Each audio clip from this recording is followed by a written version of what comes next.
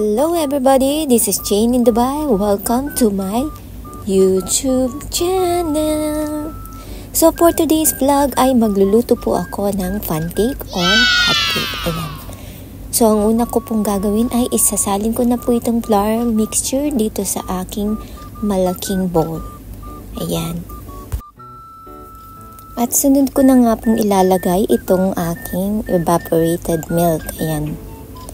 Bubuhos ko na po itong evaporated milk. Hindi po ako gumagamit ng water. Ang ginagawa ko po is yung evaporated milk.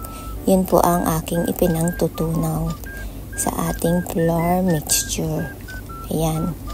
Haluin lang po natin ng mabuti hanggang sa maging pino na at ma-dissolve na lahat ng ating flour mixture. Ayan. At pagkatapos nga ay isunod na rin natin itong 2 pirasong itlog. Ayan. Isabay na natin sa ating paghahalo. At pagkatapos nga guys, pag naihalo na natin yung ating mixture ng maigi, set aside lang po muna natin. At kumuha na po tayo ng isang pan or kawali at maglagay po tayo ng star margarine or butter kung meron po kayo.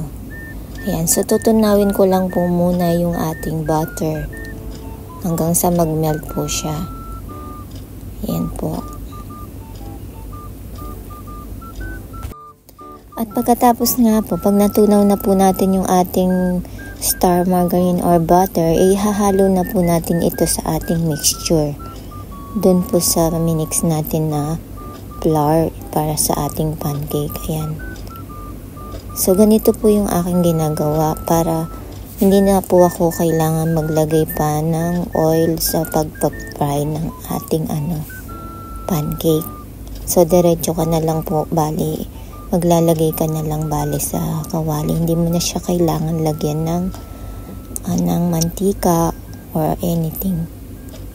Alam niyo ba guys, mas maganda kasi talaga pag hinahalo mo muna sa mixture yung ating margarine or butter para hindi po siya didikit pag nilagay mo na sa kawali. At saka hindi mo na kailangan maglagay pa ng oil, 'di ba?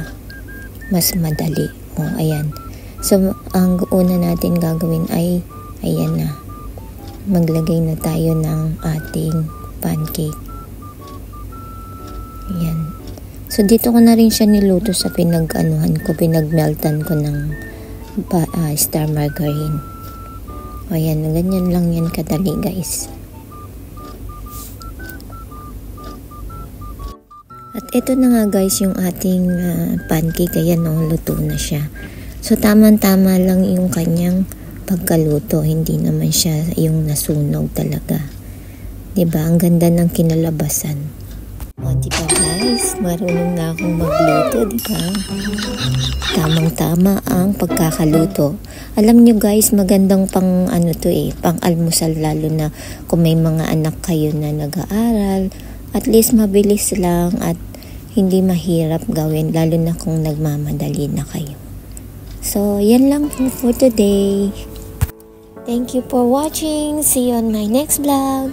At para po sa mga bago po sa akin channel, please don't forget to like and subscribe.